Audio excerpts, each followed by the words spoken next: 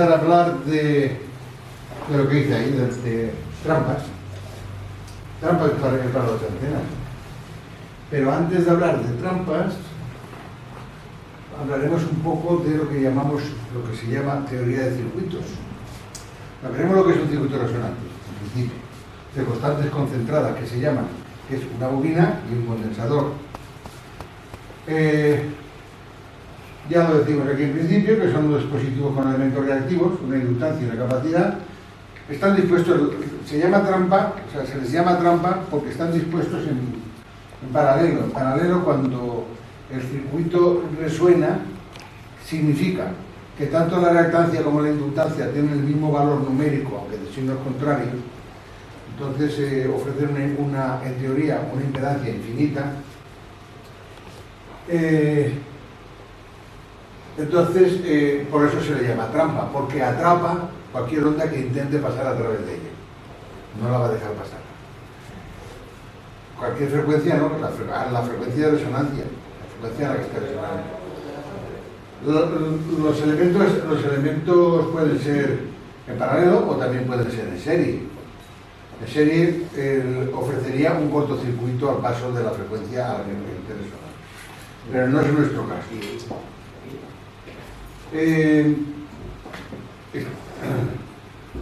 Decimos que la trampa está en resonancia cuando las reactancias que presentan la inductancia y la capacidad son de mismo valor pero de signo contrario.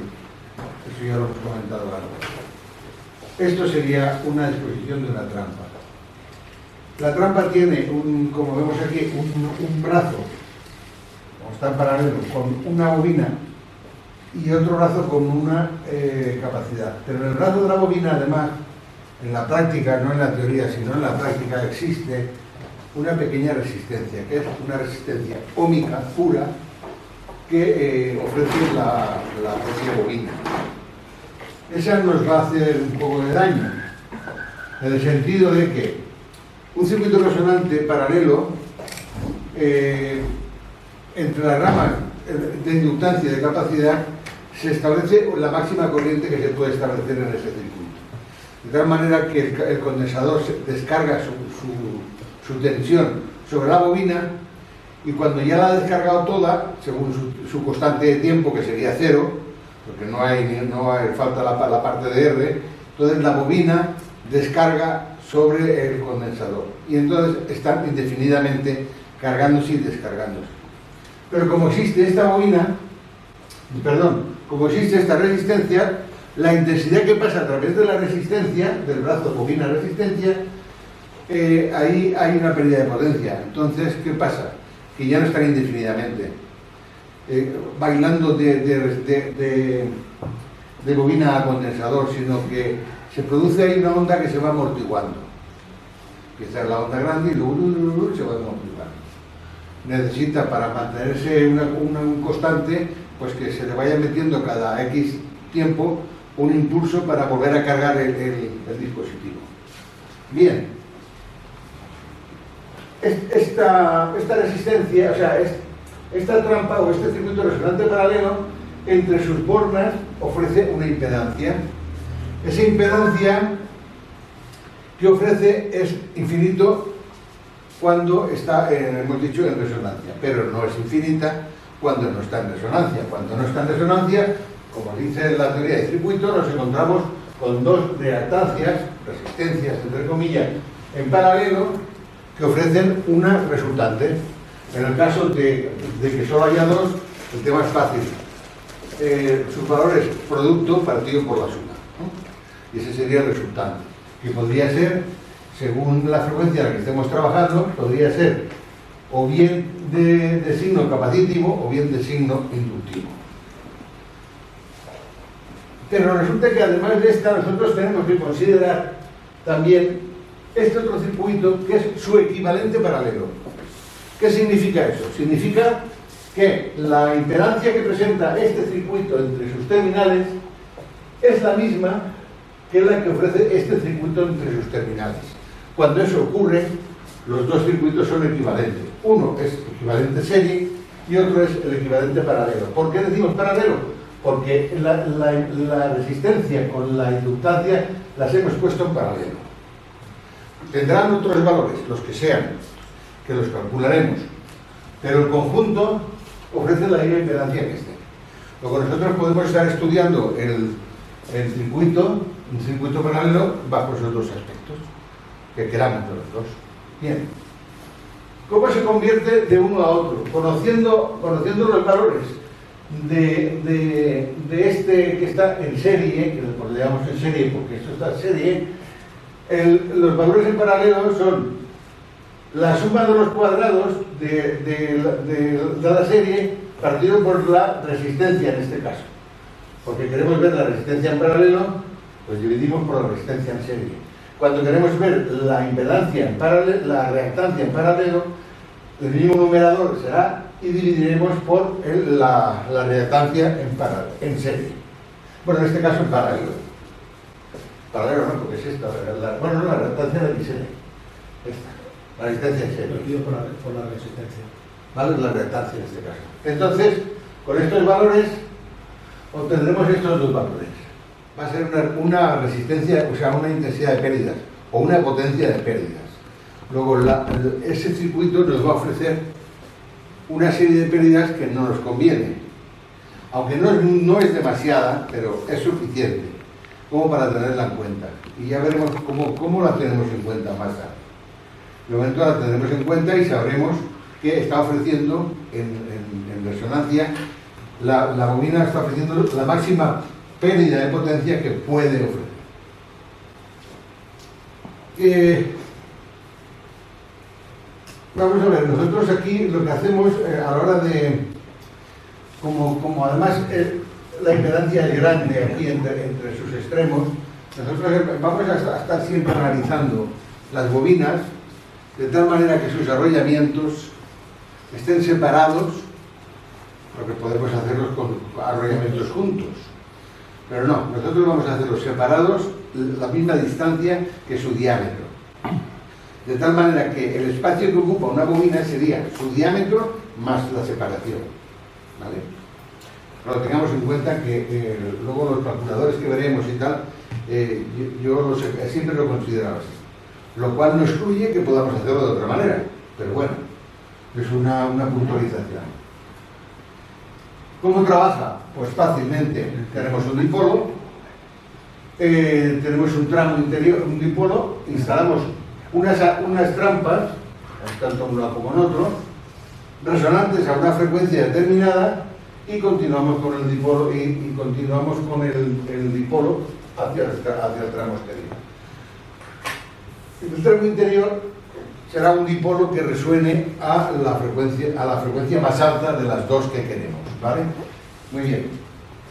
Los circuitos resonantes también van a resonar a esa misma frecuencia. ¿Qué ocurre? Que cuando trabajemos cuando alimentemos el dipolo a esa frecuencia, eso estará resonando y será un circuito abierto, una impedancia en teoría, como hemos dicho antes, infinita, aunque y si no es infinita será muy alta, tan alta como para considerar que por aquí no hay nada. De esa frecuencia F1, que es la frecuencia alta. Cuando utilicemos la frecuencia F2, esto no resuena. Entonces aquí entra en juego la combinación que he comentado antes de una reactancia inductiva y una capacitiva en paralelo. La combinada de las dos, ¿cuál es? Pues la que toque del producto partido por la suma. ¿Vale? En este caso, si la frecuencia es inferior, esto será siempre una reactancia inductiva. Será una bobina. Si fuera una frecuencia superior y no fuera esto, pues esto sería un condensador. ¿Vale? Pues esto, como no está, esto está trabajando y tenemos un dipolo cortado a la frecuencia más alta, que es la F1, y ahí trabajamos sin más. Cuando trabajamos en la F2, entra en juego todo esto y trabajamos con el tramo exterior. Teniendo en cuenta de que será un tramo exterior de un dipolo cargado, porque aquí tendremos ya no un circuito resonante, sino tendremos una reactancia inductiva, o una carga inductiva. Y aquí, claro, lo mismo, otra carga inductiva. Por lo tanto, esto habrá que ya no cortarlo a media longitud de onda, sino un poquito menos. habrá que ajustar tocando. Bien, en función, una cosa es la teoría y otra cosa siempre es la práctica, ¿no? Esto nunca es infinito, nunca es infinito. Entonces, siempre será muy alto, pero no infinito. Como no es infinito, sí que dejará pasar parte de la potencia con la que está alimentada la parte interior hacia la parte exterior. Entonces, al tener dos tramos que están radiando, el diagrama de radiación de este polo estará perturbado, porque ya no será este. Será este más otro que aparece por ahí, que además estará en diferente fase y entonces pues, lo fastidiará, lo molestará, ¿no? Y entonces, bueno, pues tenemos que tratar, por un lado, tratar de evitarlo. ¿Cómo? Haciendo que la impedancia que presente esto, que no es infinita, sea lo suficientemente alta para minimizar la radiación que pueda existir en la parte exterior. Así que eso es un tema que tenemos que tener en cuenta a la hora de diseñar una radiación para la frecuencia más baja sería la curva hasta el final del polo. Sí, la frecuencia más alta, más baja, sería su otra. Y la más corta, la que tenemos que hacer la bobina y que lo que hemos de evitar es esa fuga que tiene. ¿Vale? Bueno, trampas. Pues ahí tenemos dos problemas a la hora de construir una trampa.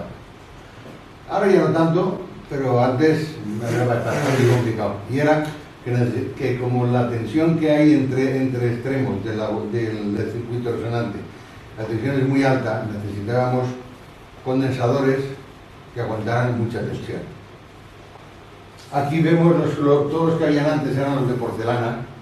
Aquí vemos, por ejemplo, que se emplean en unas antenas que son Fritzer, me parece que son alemanas. Ahí se emplean, por ejemplo, que tiene esto. 100 picofaradios. No, hablaba de la tensión que hay ahí, que no la ponen. 7 kilovatios. No, pues son 10, 15 kilovatios. 7 kilovatios. 10 una y 15 la otra. Exacto. Y 7 la otra. Luego, pues ahí, a la hora de construirlas, es mi manera de construirlas, ¿no? Esta es una manera que emplea estos señores, que tienen ahí una pieza de baquelita grande, de la cual está cogida el tubo, y ahí está metido la inductancia y la capacidad en paralelo. Y luego tiene una historia por debajo que la cierra y se queda colgando, como si fuera una fruta. ¿Vale? Pues eso, así están. Hay más, pero bueno. Hay otra física, la de las antenas, la que inventó Mosley, porque fue Mosley quien inventó esta trampa. Son las trampas que llevan las antenas directivas. Aquí el invento se trata de poner dos trampas, una al lado de la otra, para trabajar en 20 y en 15, no, en 10 y en 15. En 10 y en 15 y utilizan la capacidad que hay entre el canuto de dentro y el canuto de fuera para conseguir la capacidad en paralelo en cada una de las bobinas. Eso mismo,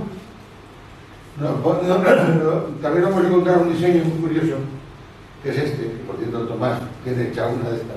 Una más.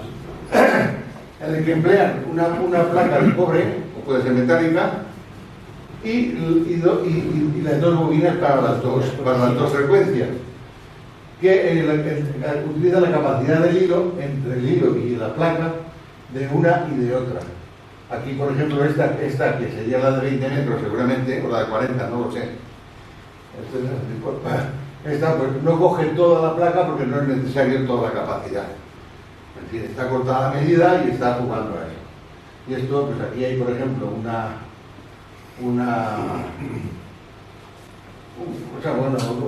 medidas, una medida, y esto sería una fotografía de la trampa esa, mientras que el otro era un dibujo. Son formas de conseguir El esquema está arriba, ¿no? Sí, pero esa antena, esa antena necesita un balón de 3 a 1. Esa. No tiene nada que ver. Esa es la trampa, el dipolo sí que necesitará el balón, sí, la trampa no. La trampa no, la antena. Por la longitud, por la antena, está diseñada de otra manera. Bien. Aparte, hemos visto que hemos utilizado los circuitos resonantes siempre buscando un circuito resonante, ¿no? Una bobina y un condensador en paralelo. Y además hay una resistencia. Bien. Y hemos visto que esa resistencia, voy atrás un momento. Esta resistencia, en su concepción como paralelo, está aquí, está entre los bornes. Y si nosotros empleamos, o sea, buscamos el valor de esta RP mediante esta formulita, nos damos cuenta que nos sale unos valores de 100K, 80, 90, 100, 200K. Suficientemente para, o sea, y esa está en serie con la antena. Por lo tanto, la impedancia que está presentando la trampa a la antena es el valor de esa resistencia.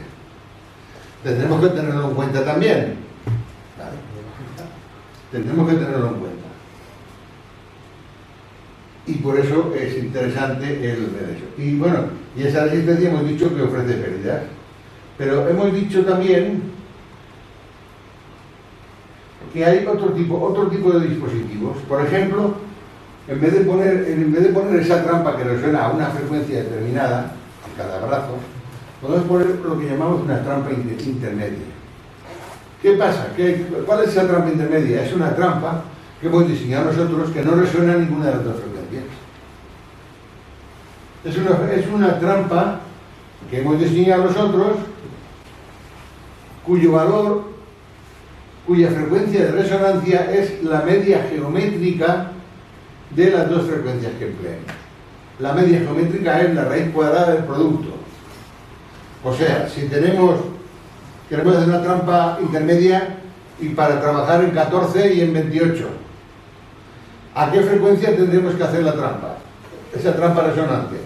Pues haremos la raíz cuadrada de 14 por 28. ¿Vale? Y nos saldrá otra frecuencia que es una frecuencia intermedia, que no es ni 14 ni 28, es pues eso. Si sacáis una calculadora, es decir, 14 por 28 raíz cuadrada y os dirá la frecuencia. Lo veremos más adelante porque sabremos a qué frecuencia, cuando en la próxima charla, que lo que haremos será diseñar una trampa, calcularla y diseñarla. Eso será la siguiente trampa, porque en la siguiente porque aquí no nos va a dar tiempo. Entonces, ¿qué pasa al no resonar a ninguna de las frecuencias y sí a la media geométrica de las dos? Pues resulta que la impedancia que va a presentar en su combinación de no resonancia, bobina y condensador en paralelo, para una frecuencia va a ser una bobina, pero para la otra va a ser un condensador. Y se da la circunstancia de que tanto el valor de la bobina como el valor del condensador serán iguales y repartidos. O sea, serán iguales aunque sean de signos opuestos. Pero será una carga. En realidad lo que hemos hecho no es es una trampa que actúa como carga, ya directamente. ¿Vale? ¿Qué pasa con eso? Pues que como no resuena ninguna de las frecuencias, no va a ofrecer la mínima pérdida que pueda ofrecer. Nos evitamos lo que podríamos decir la pérdida que ofrece un circuito resonante de trampa en paralelo normal, que es lo que hace normalmente eso. Esto tiene una dificultad. Primero, porque tenemos que averiguar, al principio, tenemos que definir qué bobina y qué condensador ponemos para que resuene a la frecuencia que hemos calculado. Y segunda, dónde la insertamos. Porque en el otro lado, o sea, en la trampa normal, sabemos dónde la insertamos, al final de la frecuencia más alta, que es la que va a cortar el posterior de la antena. Pero aquí no, porque aquí no cortamos nada. Todo el hilo va a estar trabajando para las dos frecuencias. Lo que pasa es que un hilo lo alargaremos con la bobina para una frecuencia y el otro hilo y en el otro caso el hilo lo cortaremos con un condensador para la frecuencia más alta, en este caso. Por lo tanto, es un inconveniente porque hay que jugar mucho con prueba y error. Decir, forma de calcular sí, para sí. saber dónde va. Sí, pero hasta que lo encontré, yo cogía en hoja y decía, vamos a ver, voy a poner la trampa a 50 centímetros de la entrada.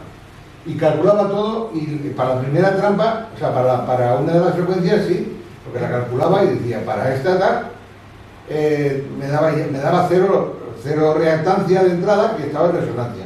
Pero la otra frecuencia se me iba. Bueno, pues ahora 55, ahora tal, y así iba buscando, la longitud final, ¿cuál sería? Sería una, la que fuera, luego la calculamos. Luego la calculamos también, porque tenemos que calcular los dos tramos, uno y otro. Calculando los dos tramos, porque son independientes, lo intentamos, pues la suma de los dos será lo que nos toque.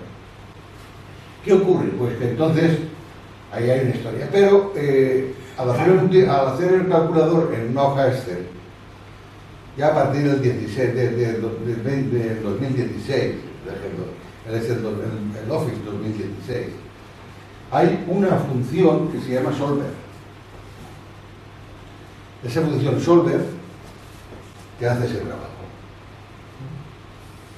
Tú le dices, en tal frecuencia quiero que se marque 0 cambiando la frecuencia, cambiando el valor de la celda no sé cuántos. Y el tío empieza a calcular, ya está, te he encontrado una solución, sí, dímela, pam, y te la larga allí. Y te dice que la trampa la tienes que poner a 1,5 metros de un lado y que el tramo exterior tiene tantos metros por otro lado. Ya tienes calculada la trampa. Es que este es muy bueno para estas cosas. Lo veremos porque vamos a calcular la trampa de esa, la semana que viene. Entonces, bueno, pues la literatura aquí ya lo dice. Actúa como cargas simétricas, efectivamente, porque trabaja para los dos, tanto el valor de la reactancia inductiva como la capacitiva son iguales, pues se plantea una asimetría ahí. La simetría entre los tramos de los hilos no, porque no sabemos, no está en el medio, está donde toca. Y ya digo que el inconveniente es encontrar el punto de extensión y las longitudes de los tramos internos y externos. Y que gracias a Excel hay otros dispositivos para calcular, o sea, para instalar trampas. Una de ellas es utilizar, en vez de utilizar elementos de constante concentradas, que se llaman, que es una bobina y un condensador, son elementos, y se llama de constante concentrada porque en un trozo pequeñito físicamente consigues eso. Los otros elementos serían distribuidas, por ejemplo, una línea de transmisión tiene toda su inductancia repartida a lo largo de toda la línea, ¿no? Muy bien, pues aquí yo puedo poner, aprovechando que las líneas de transmisión en determinadas características se parecen a circuitos de constantes concentradas. Por ejemplo, un trozo de línea menos de cuarto de longitud de onda abierto es un condensador. Tenéis claro eso, ¿verdad? Solo está la capacidad. Si la cortocircuitamos, tenemos una bobina. Muy bien. Pero cuando esa línea, ese trozo de línea, es de un cuarto de longitud de onda, cuando está cortocircuitado, esto es un circuito resonante paralelo. Y si estuviera abierto, sería un circuito resonante serie. Luego yo aquí, con un trozo de línea de un cuarto de longitud de onda, he conseguido aquí una bobina y un condensador. ¿Vale? En un lado y en otro. Si tuviera que poner más trampas, pues haría lo mismo a las longitudes que fueran. Veis que yo en el tramo de F1, si yo pongo aquí una trampa F1, o sea, un cuarto de onda F1, y aquí también, pues entonces he cortado, aquí he puesto una impedancia muy grande, y aquí también he cortado el resto. He hecho lo mismo que he hecho lo mismo que por el otro lado. Esto lo emplea mucho lo que se llama las antenas Zeppelin. Porque en realidad también lo que se ocurre aquí es un desfase. Aquí desfasa la onda 180 grados. Entonces, ¿qué ocurre? Pues que si aquí hay una onda que hace así, a continuación tendría una cosa que hace así. Pero al desfasar a 180 grados, le damos la vuelta y estamos siempre radiando en el mismo sentido sin interferirnos con diferencias de fase. ¿Vale? Bien, otros dispositivos. Otra línea de transmisión. Pero aquí, fijaros cómo están puestas. Aquí están puestas utilizando un hilo postizo que añadimos nosotros al radiador y un tramo del radiador. De tal manera que en los dos tramos empleamos el circuito de un cuarto de longitud de onda, que visto desde aquí lo tenemos cortocircuitado. Y entonces en este punto tenemos una alta impedancia también. A eso se le llama un stub. Stub en castellano, porque se escribe así, pero los más pijos dicen stub, ¿no? Vale. Pues bueno, aquí podemos poner uno o podemos poner varios, en función de la frecuencia. Aquí, por ejemplo, estamos trabajando con un dipolo que trabaja en 3 frecuencias. La frecuencia más alta, que es la F1, otra frecuencia intermedia, que es la F2, y la frecuencia final, que es la F3. Aquí tenemos un ejemplo físico, tenemos una Bushcraft ahí arriba, que a la vez que tiene unas varillas laterales, esas varillas son los stubs, y son esto, porque es una multifrecuencia también. Sí, las antenas de la de 50 MHz también lleva un stub en la alimentación. Ah, pero eso es un gamma match. Es un gamma match. Eso es un gamma match. Eso es otra historia. Sí. Porque lleva un condensador, Sí. en serie. O sea, lleva un condensador, es una inductancia y un condensador. La inductancia del hilo y el condensador Es la entre distancia ese hilo entre los dos y el otro elemento. Bien. Y por último ya las trampas coaxiales. A veces te sacan de un apuro y otras veces no. Y esto tiene sus diversas dificultades. Bueno, esto se trata simplemente de coger una línea coaxial y enrollarla sobre una forma de PVC o de lo que sea y hacer un montaje determinado. Por ejemplo, en el caso A vemos que del vivo de la derecha hacemos un puente hasta la malla desde la izquierda, que la entrada la tenemos por el vivo de la izquierda y la salida la tenemos por la malla de la derecha. Eso, dibujado esquemáticamente, es esto. La malla la he puesto más gorda para que se note y el fino es el físico. ¿Qué hemos conseguido con eso? Pues hemos conseguido 2 bobinas, además en serie, ¿vale? Una encima de la otra, pero están cableadas en serie. Y al estar una encima de la otra, la capacidad entre las dos espiras, entre las 2 bobinas, nos hace ese circuito resonante a una frecuencia determinada. Ahí hay una frecuencia de resonancia. Esa frecuencia de resonancia se calcula con un calculador que tiene un colega, que lo veremos también. Otro montaje sería el de la B. Bueno, este montaje, fijaros que tenemos prácticamente toda la inductancia de que disponemos la tenemos en serie. Toda. Una más la otra. ¿Qué ocurre en el tramo B? En el tramo B tenemos la entrada por el vivo de la derecha, como antes, pero cuando llegamos al vivo de la izquierda, volvemos a coger volvemos a puentearlo con la malla de la izquierda, pero de ahí cogemos la salida. Antes la cogíamos de la malla y ahora la cogemos del vivo. Tenemos esto, ¿vale? Entonces, ¿qué ocurre? Pues que como inductancia solo tenemos el hilo fino, ¿vale? ¿Y qué hace la malla? Pues la capacidad nada más, ¿vale? Y luego, en el otro caso, ahora veremos qué hace cada cosa. En el otro caso, tenemos la entrada por la malla y la salida por la malla. Y de la malla puenteado al vivo. Entonces tenemos este otro montaje. ¿Cuál es el montaje este? Tenemos la inductancia por la malla. Y el vivo no hace nada más que de condensador. Aquí ¿No son similares los dos últimos? ¿No son similares los dos últimos? No, aquí tenemos que la bobina Y una flecha. la forma el inductor, o sea, el hilo central, y aquí la bobina la forma la malla. ¿Qué pasa? Que donde más inductancia hay es en el caso A. En el caso B tenemos la inductancia del hilo fino, que es más pequeña, pero todavía tiene cierto valor, pero es que aquí, al ser el hilo gordo y tener las mismas espiras, entonces aquí tenemos una inductancia más pequeña, ¿vale? Por lo tanto, dentro de cada montaje tendrá una frecuencia de resonancia distinta, ya que la necesitamos, ¿vale? Pero como la capacidad es el problema, pues entonces nosotros iremos al comercio y compraremos la que sea. Por ejemplo, en este caso tenemos una capacidad de 15 picofarads. Entonces, cuando calculemos, pues nos saldrá una inductancia de la que sea, ¿no?